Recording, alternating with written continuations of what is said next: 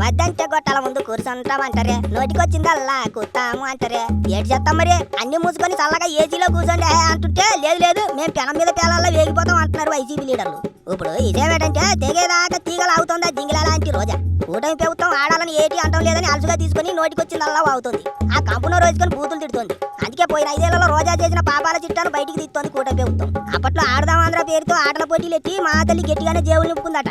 ఆటల పోటీల పేరుతో భారీ అవినీతి చేసిందని విజిలెన్స్ ఆఫీసర్లు విచారణ చేసి నివేదిక ప్రభుత్వానికి సమర్పించారు. వైసీపీ ప్రభుత్వంలో 47 రోజుల పాటు జింగిలా లాంటి ఆడిందే ఆట పాడిందే పాట నడిచింది. అప్పట్లో ఎక్కడికి వెళ్ళినా సరే తానే బరిలోకి దిగి కబడ్డీతో అల్లలాడించేయింది, ప్రజల నెత్తిన చెయ్యెట్టింది.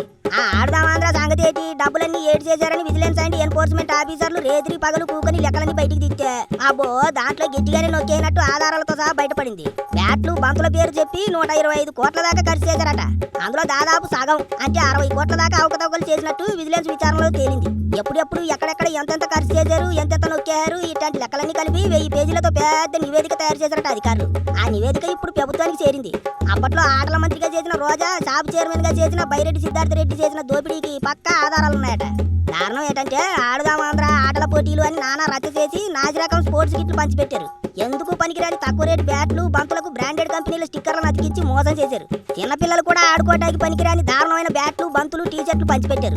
నాసి రకం సరుకుకొని దానికి బ్రాండెడ్ వస్తువుల ధర చెల్లించారు. ఆ మాదిరిగా నిధులు పక్కదారి పట్టించారన్నట్టు. మరో విషయం ఏంటంటే విజేతలకు ప్రైజ్ మనీ కూడా అందకుండా అడ్డుకున్నారట. దాంట్లో కూడా భారీ అక్రమాలు జరిగినట్టు విచారణలో తేలింది. ప్రజల డబ్బును ఎట్లా పడితే అట్ట పక్కదారి పట్టించి దోచుకున్నారు.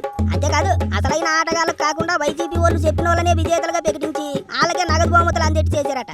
ప్రస్తుతం విజిలెన్స్ నివేదిక ప్రభుత్వానికి చేరింది కాబట్టి రెచ్చిపోతున్న రోజా, బైరెడ్డి సిద్ధార్థ రెడ్డి ఇద్దరిని బొక్కలో ఎట్టించేందుకు మొదటి అడుగు పడబోతోంది. వాళ్ళని ఈసారణకు పిలిచి ఆనక చేసిన తప్పులన్నీ ప్రజల ముందు పెట్టి చట్ట ప్రకారం బొక్కలో ఎట్టించే పని జోరు అందుకుంది.